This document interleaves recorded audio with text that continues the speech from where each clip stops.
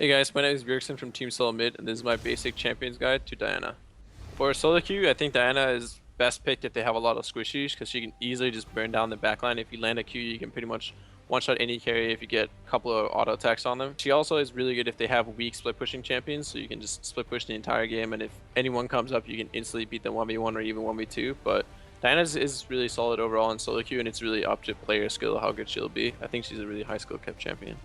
Diana's early laning is obviously not very good, but if you have an easy matchup and they have a weak early game jungler, you can definitely walk up and push instantly. But generally, I recommend just pulling back, and once you have about 500 or 600 gold, you can recall TP back in lane, get a bunch of pots and wards. It's really going to help you out with the early laning phase, but overall, Diana does have a pretty weak laning phase, and in 1v1, you're going to be weaker most of the time since you do have teleport. So make sure you don't fight unless you have an item or health advantage. For later on the lane where you get around like level 9, level 7, even your level 6 spikes, you can look for trades and you can even look for roams. Diana becomes really strong once you get some items. The most optimal way for Diana to start a team fight is either walking from the back on a flank or being able to use your teleport to flank on their carries. Diana doesn't really do that well on a full frontal fight 5v5. She really wants to come from the side or from the back and go onto one of the carries and do damage and be a distraction using her Zanya. So on Diana, either if you don't have the optimal team fight, I recommend not going for a team fight unless you get some sort of hard engage from someone else, or otherwise you just want to be split pushing and gaining pressure on the side lane.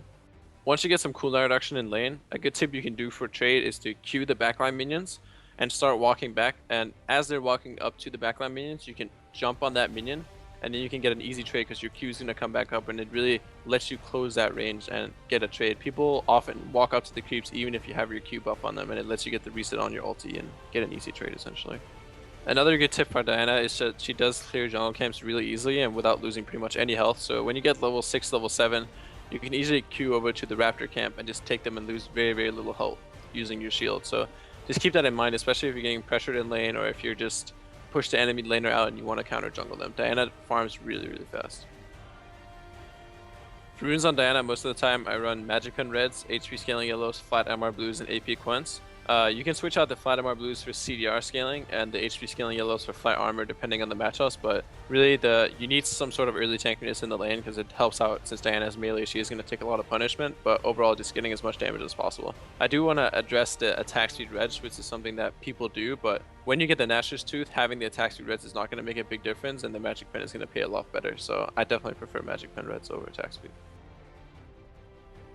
For Diana, I run 2190. Most notably is the spell weaving and offense, because you do get a lot of basic attacks with Diana when you build the Nashor's Tooth, so it's going to make a pretty big difference later in the game, and of course 9 defense for the early laning.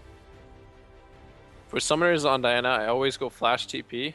Diana has really rough early laning between 1 and 6, but TP allows you to go Doran's Ring, and then once you get pushed out of lane, you can back buy another Doran's or other items and TP back in a lane. It just really makes sure you stay even on farm, and later in the game it helps a lot. With Diana, you don't always want to just straight up team fight until you get some items, and TP allows you to just be split pushing, and you can always join the fight to clean up or get a really good flank using TP. It really solves a lot of Diana's problems.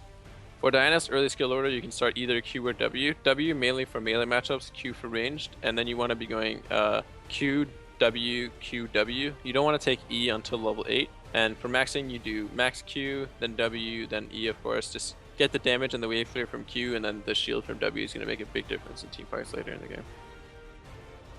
For the item build, since I have TP, I always start Doran's Ring, because you can always back and TP back in the lane with more items. After 1 to 2 Dorans, I instantly go for the Nashor's Tooth, because it was changed, giving more AP. It makes it a lot better of an item on Diana, and combined with the TP, it's going to make you a really strong split pusher to take down towers. After the Nashor's Tooth, I either go Abyssal or Zanya's combined with the Sorcerer's Shoes.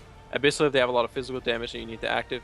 Abyssal if they have a lot of magic damage, obviously. And after that, you generally want to get Zanya's even if you have Abyssal. Then you want to stack up on big AP items like Deathcap, Void Staff, or even Lichbane.